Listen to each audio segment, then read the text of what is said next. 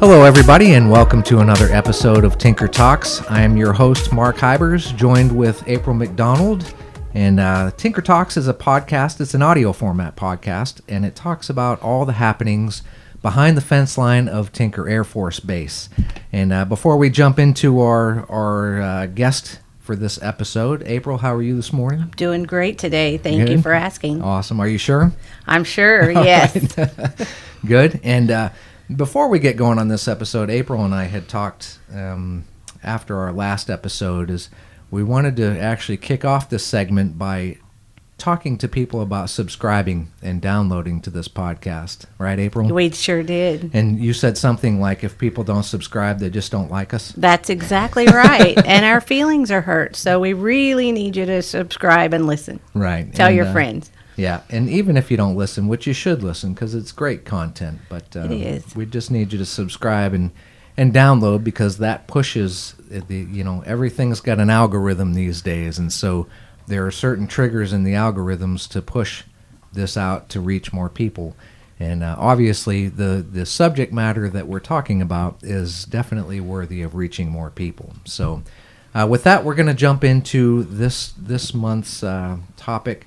And we have a guest on who we've had on before, and she was amazing. And we're going to talk about another difficult topic. Unfortunately, Allie gets to come on and talk about some tough subjects, but she's great at what she does, and she talks great about these. So we are talking about Child Abuse Awareness Month, and our guest is Allie Kern. Allie, good morning. Welcome. Thank you guys for having me. Thank you. And this time we are distanced, but actually in person, as last time we did this over a telephone. So it's a little harder to do on a telephone when you can't see each other. And, April will make faces at me and do all those things trying to get me to crack up. But so it's easier for me on a telephone with April. But anyway, so we're going to get started with this topic. And it's a difficult topic. And I think probably a lot of people have experienced or gone through this in some form or fashion. Perhaps I know April and I were talking earlier about, this could be almost considered, and I don't know if it is, and Allie, you can maybe talk about it later in the podcast, but invisible wounds. An awful lot of kids in this country grow up in abusive households and go through a lot of child abuse in various formats. There's not just one particular, and we'll cover that in a minute. So it's great that we get to sit down and talk about this and bring awareness on how to raise our kids up because, I don't know, it's a tough subject for me actually. But kids need to have a good fighting chance. They're our future, and parents and people actually deserve to have a right to know on how to avoid this from happening and some resources and things available. So, Allie, sorry, before I just start choking up here and start crying, I'm going to move along. So, right off the bat, can you tell us a little bit on what Team Tinker is doing to bring awareness to this month? Yeah, so we have a ton of stuff going on around base right now actively. Specifically, I know today's the 7th, or for podcast purposes, whenever it gets posted, whatever day you want it to be. Right. But April 2nd, we celebrated Child Abuse Prevention Month at the Youth Center.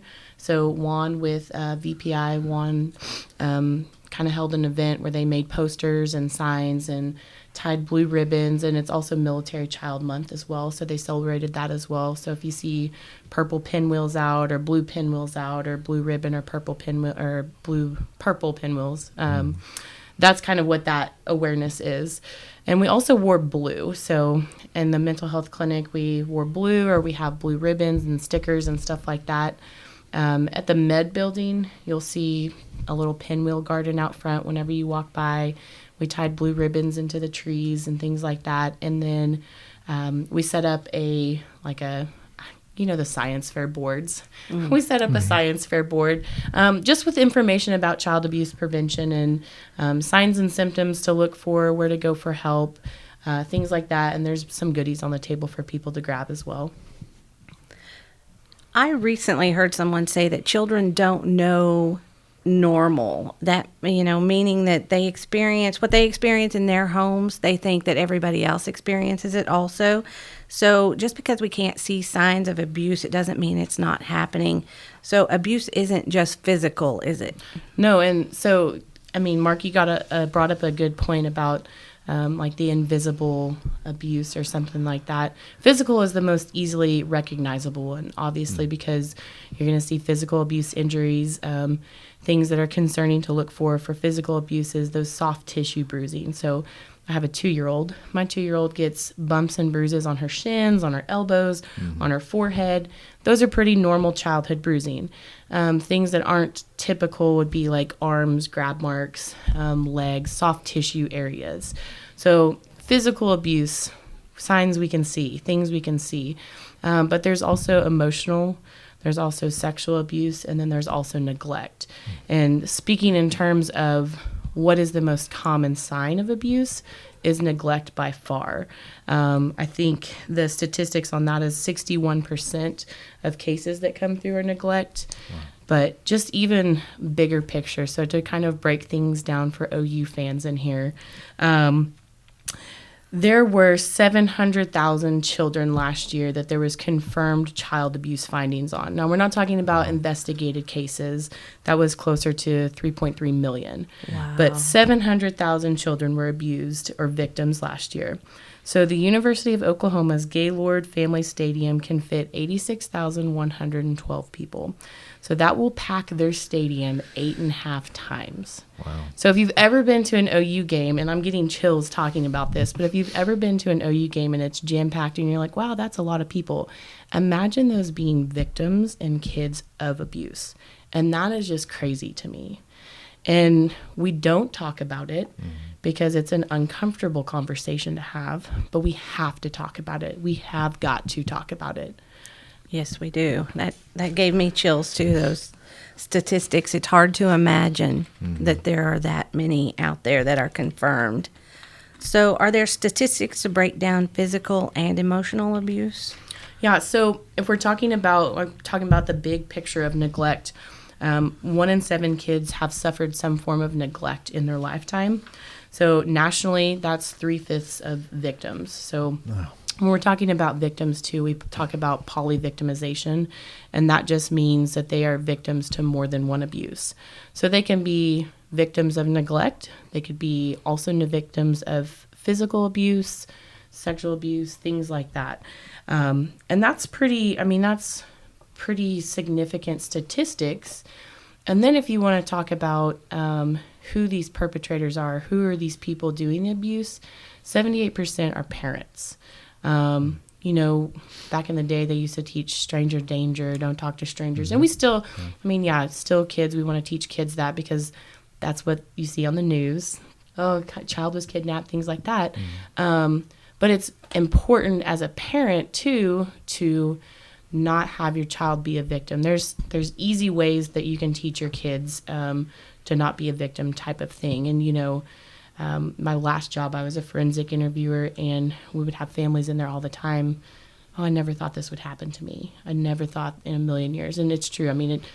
Abuse doesn't touch just poor people. It doesn't touch just rich people. It's everybody in between.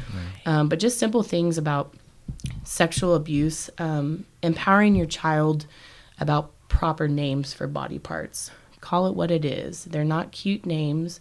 They are body parts. It is part of the reproductive system. And that empowers the child that if they are being abused, saying, no, don't touch me there.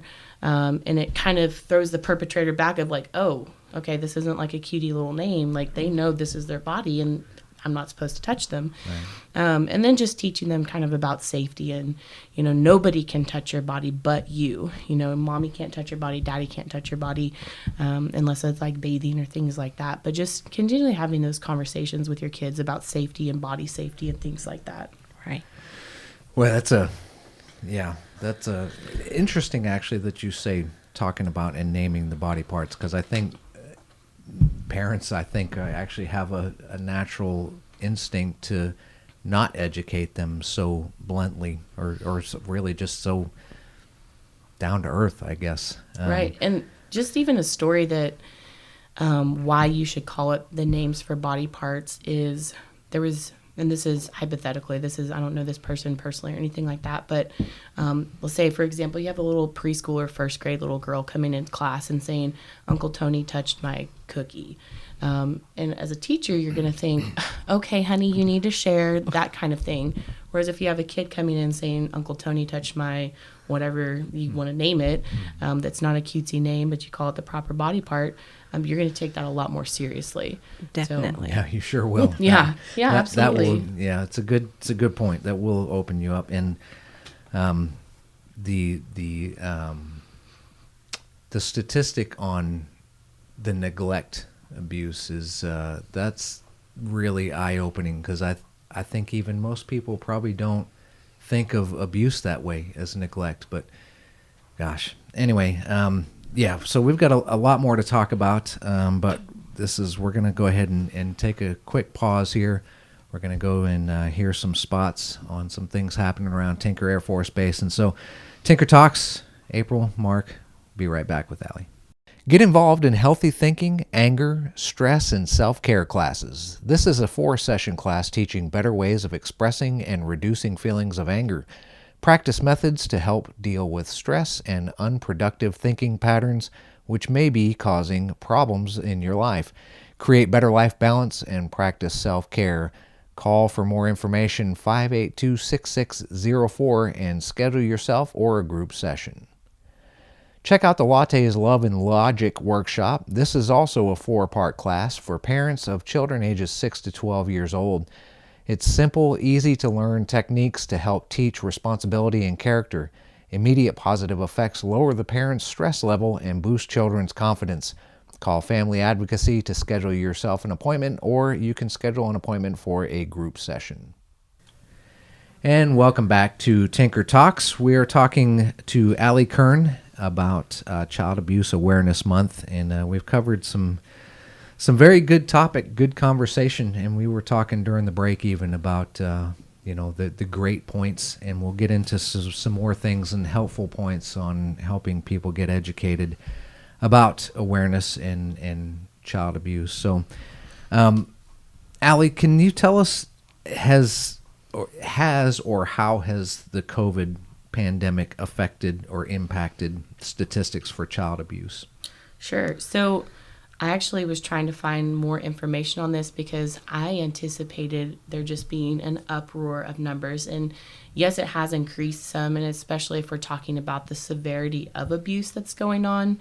But hospitalizations, so we're talking about kids that might be hospitalized because of the abuse, have gone down. And whether that's because there's not eyes on the kids like there normally is, because they're not in school, they're not out to their friend's house playing, things like that. But I mean, research is saying we don't necessarily know the impact yet, because we've never experienced a pandemic like this when it comes to everything going on in between. However, we know that, and research suggests strongly that parental stress impacts child abuse. So stressors related to parents having to work from home now because their kid is homeschooled, hundreds of thousands of people being laid off from jobs, just that extra burden of not being able to get out and go out. And so, yeah, I anticipate once everything is back to normal, whatever that may look like, that the numbers are going to absolutely skyrocket. Yeah, and probably drinking as well, right? Because I think, surely that would probably lend a little bit into child abuse. And we know for sure, I mean, the statistics are all over the place about how much alcohol consumption has gone up since the start of the pandemic. So Absolutely. So what are the long-term and short-term effects on child abuse? And we even talked to this maybe where you could get into like invisible wounds where you don't know this. So short-term effects would be like the obvious injuries to the body. Maybe they're having to get medical treatment. It might be something like an adjustment disorder that can be treated with therapy or interventions that way. Could be removal from the home, things like that. There is, as far as like short-term effects with like the ones you can't see. So sexual abuse is one that you're not going to be able to easily see. It could be pregnancy, STD, STI, emotional abuse if left untreated. That's when we're talking about long-term effects of all of these things where kids have experienced trauma. And there's an incredible study, the Adverse Childhood Experiences, the ACEs study, that actually measures trauma. And it's like, have you experienced lots of moves? Yes. If you're a military child, that contributes to your ACE score. Did you grow up in a family where one or more family member was in jail? Yes, that contributes to your ACEs score. So what the ACEs study suggests is the higher your ACEs score, the more impact that has long term. So if we're looking at somebody that has a high ACE score, it's then we're saying, okay, they might be prone to more mental health issues. They might be more prone to delinquent crimes. They might be more prone to sexual activity as a minor, things like that. So did they experience violence in their home? That might mean that they might be offenders when they get into a family environment. Mm-hmm. So it's a really, really cool study. And if you're a research nerd like me and like reading stuff like that, it's really cool how they did it, because they are continually developing more research on it and how trauma impacts the brain and how trauma, how people cope with trauma if untreated. So, I mean, it's just really interesting. Are there resources for help for kids? Yeah. So specifically, if kids are listening to this podcast because they see abuse or anything like that, flags on there, they can call 911. They can go to their local fire station or police station and ask for help. They can call the DHS hotline, 1-800-522-3511. If they're in school, they can tell a teacher, tell an adult if they're being abused. I always tell kids, you can have one safe person to tell, make sure you have 5 safe people to tell, because it's the effect of, oh, well, they've already told me, they probably told other people, so I'm not going to say anything. Always tell multiple people if something is happening to you. And then on base, family advocacy, we help families if there's maltreatment allegations. I know family advocacy might get a bad rep in the sense of, oh gosh, family advocacy is involved. But I mean, the purpose of us is to help treat offenders if that's the case and prevent. We have tons of prevention services available for that. Right. And so, what do you do when a child discloses child abuse? Like, what's the process? Yeah. So the process of disclosure in any type of abuse, it is a process because there's certain elements that come into play. And specifically, there's 3 different types of disclosures that I want to talk about. So you have the accidental disclosure, which is them maybe not knowing what they're telling you is wrong. And then we have the purposeful or the active disclosure for them actively saying, this is happening to me, I'm asking you for help. And then the last one is the tentative disclosure, which is saying, hey, this might have happened to my friend, but what would you do if this happened to you, type of thing. And it's absolutely important that if a child discloses to you, number one, you believe them. You don't call them a little liar. You don't say you're making that up. And that's really hard to do, especially if they're telling you, hey, dad did this to me and your mom. But you believe them, because what we also know about disclosures is that kids rarely lie about abuse. They're more likely to say that it didn't happen to them as opposed to saying, yes, this did happen to me. Wow. Why? Because 78% of perpetrators are parents. Most of the people that are perpetrators are someone that they love and trust and that they care about. And maybe this person has said, hey, if you tell so-and-so about this, I'm going to be in trouble. I'm going to get you in trouble. I'm going to hurt your family. And they trust this person. So, yeah, kids aren't going to tell just, oh, hey, by the way, this happened to me. So establishing trust and making sure you're letting that kid know that you believe them is important. And then last but not least, I will say, if a kid discloses to you, always want to make sure to assess safety. So as a therapist, assessing safety is like second nature for us. But as a lay person of maybe somebody who doesn't have to deal with this day to day, just important questions to ask are, who did it? What happened? where were you? And when is the next time that you're going to see this person? Or where did this happen at? Because if you have to call and make a DHS referral, they're going to ask you all those questions. So if you're a teacher or if you're a mentor or something like that, and the kid's disclosing this to you, and then, you know, hey, they have to go back home to mom's house, and then mom's house is where this abuse is happening, you want to make sure, hey, DHS, by the way, so DHS can intervene or something can happen so where they're not going back to this abusive situation. What a vulnerable and difficult spot for a child to be in. That's Yes. just so difficult. It's just hard to deal with. Yeah. It's just hard to listen to and sad.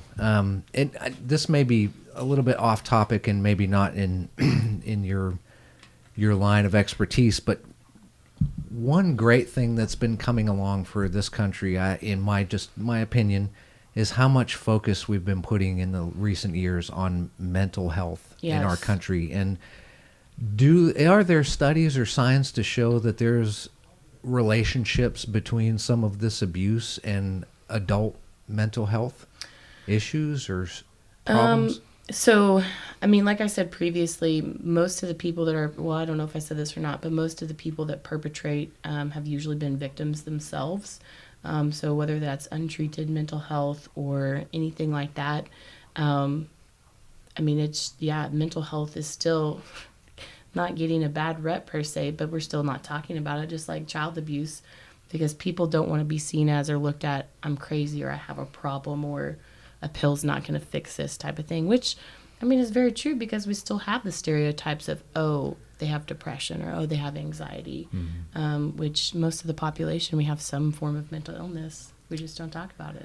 Right. And I can say without getting into a lot of my own personal story, but people who are close to me and know some of it, I didn't grow up in a very ideal household, to just put it mildly and nicely. But it just seemed to me that you didn't talk about it because it's just probably everybody. It's just like April said earlier. It's just probably everybody is dealing with the same thing. Yeah. We're going to go ahead and take another break here, and we'll be back in just a second. Considering going back to college or even going to college for the first time, accessing higher education is offered by Educational Services. To get more information, call 739-7408. And hey, all you moms out there, get involved with Moms with a Mission. This is a support group focused on postpartum depression, education, and wellness. They meet every Thursday from 2 to 3 p.m. at the Airmen and Family Readiness Center. No reservations needed. Come on and join up anytime. Welcome back to Tinker Talks. That's okay, April. You were getting ready to say something? I was going to say something, yeah. We'll jump right in. No, go right ahead. You mentioned earlier, Allie, that abuse, I mean, it's not something that just happens to, you know, lower income or wealthy or whatever people. When my daughter was young, and she cried all the time and she didn't, you know, I didn't know what to do. I mean, I was an older mom, but still I didn't know what to do. And one day I thought, you know, I could easily just throw her against the wall, be done with it. Nobody'd have to know. And I told my mom, I said, if I were a different kind of person, I would do this just because I don't know what to do.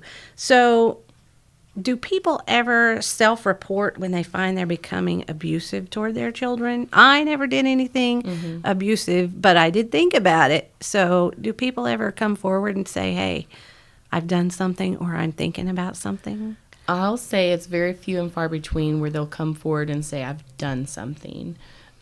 We do have parents and have a mom's group at Airmen and Family Readiness Center on Thursdays at 3 o'clock where we talk about things like that and stressors of the postpartum and adjusting and all of that.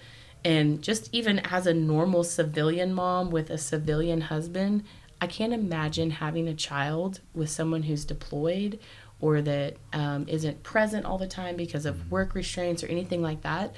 So people ask for help more than what we give them credit for. And especially right now with all the COVID stuff going on and the extra stressors related to that, we're seeing an influx in the mental health clinic with anxieties, depressions, suicidal ideations and things like that. People coming forward and saying, oh my gosh, this pandemic, it's like highlighted everything going on in my head right now. Like, I need help. So we are seeing people come forward and like asking for help in that aspect. And the moms of the moms group are enjoying that interaction with other moms in that moment of, oh my gosh, me too, but I just didn't want to say that out loud. And it's like, nope, no judgment here. We've all had those crazy thoughts of, I want to throw my baby against the wall. I'm not going to do it, but that's where I'm at. And just kind of being real about it. And I think piggybacking off of like the mental health thing is the more we talk about it, the more we normalize it. Same with child abuse. Not that child abuse is normal, but the more we say, hey, it's okay to ask for help before it gets to that point of I'm going to abuse my child. That's why family advocacy exists. The majority of our staff is prevention staff. I mean, we have 2 treatment managers that deal with the maltreatment side of things, but then there's like, I don't know, 6 of us that do the prevention side of things. So That's great. And what an absolutely fabulous resource. And we're probably a little bit spoiled being around the military. And I know I have been involved with the military for most of the last 30 some odd years of my life, not to talk about how old I am, but the culture in the military is so geared towards those types of groups and those resources and getting help. And I think that's just I didn't know that women's group existed, and I think it's fabulous because that is what a great way to go get around a bunch of people who are all experiencing the same thing and try to decompress and talk through, and being parents keeps growing every week. It's like, oh, there's 2 more people that are new. I mean, it honestly, it's been good for me as a mom, and I know that other moms enjoy coming to it. It's just, I don't know, it's just good to have real talks. Right. Yes. Being a parent's very difficult. Yes. Nobody Yes, will it ever is. say it's easy, and there are no handbooks on how to do it right or wrong. There are, but it's like every child is different, and every Right. parenting style is different. So Exactly. So Definitely. you're just kind of guessing as you go. Mm-hmm. But being engaged and listening, God, as we've talked about this in many different podcasts before, listening, it's such a critical skill. It is Yeah. critical. So how important is it that we ensure kids don't grow up in abusive homes? I mean, they are going to have to run society someday. So I wanted yesterday, whenever I was answering these questions or responding back to them, I wanted to figure out, because I know there's probably some business people out there and want to know cost about this. And the approximate lifetime economic burden for child abuse and neglect is $428 billion with a B as in boy, dollars. Wow. So if we're talking about economically, it's extremely important. But if we're talking about as a community, as a family, as an individual, it's so important. How do we create safe environments for kids? How can we be a safe person for a kid to disclose to? And that's knowing your neighbors, interacting with your neighbors, knowing their kids, knowing who your kids are hanging out with, knowing what kids are coming to your house, being an engaged parent. And I work an 8-to-5 job. My mom, she worked out of her home growing up. I'm not going to be PTA mom and all that stuff that my mom was just because I don't have the time. Right. But I promise you, I'm going to know who my kids are hanging out with, who they're talking to, what they're doing at school, what they're doing at recess, things like that. Just being an engaged parent, practicing nurturing parenting skills, and in providing a safe emotional environment for them. Kids have big emotions and big feelings. People call them the terrible twos, and I hate that term with my daughter because, she has all these emotions going on 24/7, especially when I tell her no. And that's when I just get on her level and I hug her and I say, it's okay, baby, I know, and just kind of moving past that of like, how do we regulate these emotions to become healthy individuals? Because if we raise healthy kids, then they become healthy adults. But most importantly, meeting their basic, I say most importantly because neglect is such a big one, but meeting their basic needs, food, shelter, education, things like that. The military has a ton of resources available for military families. I mean, you talk about Airman's Addict, Airman Family Readiness Center, they have things that they can get access to. But Oklahoma specifically, I use this kind of as my cheater sometimes for resources with families. But if you go to 211oklahoma.org, or you can call our office and I can provide you resources. They have like food banks, they have places for safe housing, they have rental assistance, bill assistance stuff. And most of the time you have to meet a certain income threshold, but sometimes it's like, yeah, no questions asked, just bring your bill in and we'll pay for it. So things like that. And then last but not least is as a community, what can we do as a community to help make sure that kids stay safe and child abuse doesn't happen? And I think supporting those agencies, a lot of those agencies are nonprofit agencies. They're not for-profit agencies. So they're getting their money from grants or they're getting their money from donations. So how can we support them, whether that's through money, whether that's for volunteering, whether that's sharing a post on Facebook if they're having a fundraiser coming up. Like I said, April is Child Abuse Prevention Month. I go on my Facebook right now and there's tons of fundraisers going on, whether that's giving $5 or the CAC that I worked at prior. Every child that left got a stuffed animal. So is that going to the dollar store and picking up a whole bunch of stuffed animals? Because if the center has to pay for it, that's money out of their pocket for resources, for staff that maybe they have to cut. So those are my take backs for how we can support everybody and making sure kids stay safe. So you've talked a lot about family advocacy and the resources that you have and the moms group. Are there any other avenues on base that, or any other things on base that are available to parents? Yeah, so Family Advocacy also has the new parent support program. And I'm so jealous of any active duty person or their dependent that can be enrolled in this. And you have to be active duty or their dependent to access these services. But you get access to a registered nurse that comes out to your home, that goes through ages and stages of development. And that's available pregnancy to 3 years old. Wow. So you can have this nurse for almost 4 years, whether that's answering pregnancy-related questions, whether that's answering sleep regression questions, teething questions. I mean, I would have loved this service. But, I mean, that's a free service on Family Advocacy. There's also a play group that is at the youth center on Fridays at 10 o'clock that you can bring your kids to, that just started last week. We have parenting classes, which everybody needs that. I love reading the books on the parenting classes. We have I'm trying to rack my brain about everything that we have available. There's just a ton of stuff that we have. Marital relationship enrichment classes. If you're dating or engaged, strongly recommend that. Help build that strong foundation, because if you and your partner have a strong foundation, you're likely going to be a good partnership and build a good family if that's your goal and things like that, and have healthy relationships for the rest of your life. But yeah, call our office. I mean, we are available to answer questions.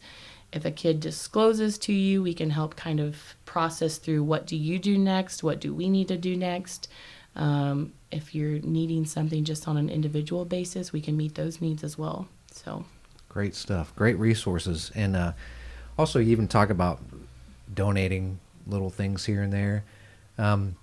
And even to those people out there who may not be in a situation, because I think probably some of our listeners aren't actively on this base or involved with Tinker. Some aren't. But even volunteer. Yeah. Like you talk about the 211oklahoma.org. You know, if there's places out there where you want to be involved, but maybe financially and you know, certainly coming through a pandemic, maybe that's not going to be an option for you right now. But even just if you were able to volunteer somewhere, to get involved and to help somehow.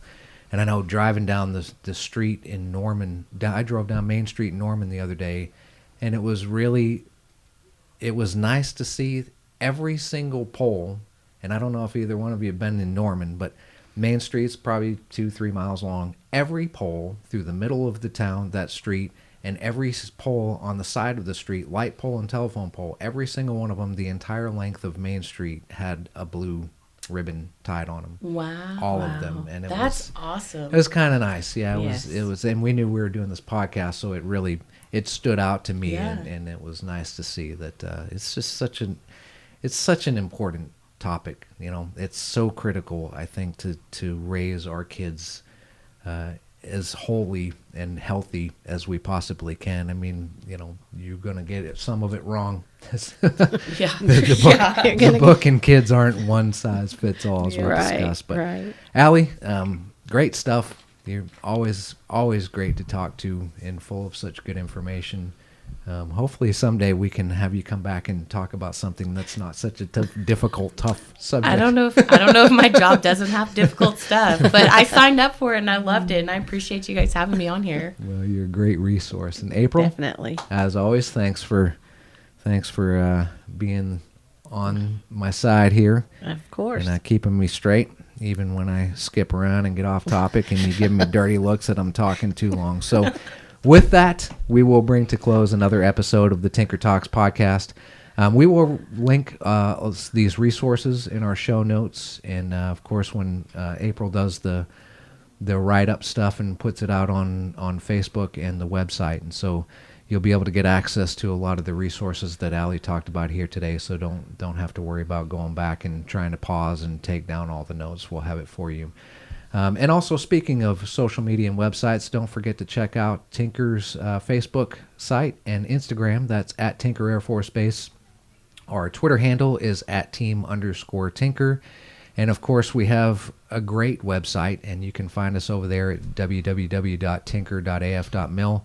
Not sure I need to say the www anymore. But I heard yesterday you don't need that anymore. That Right. came from my 10-year-old nephew. Nobody does that, Mark. This wide world web.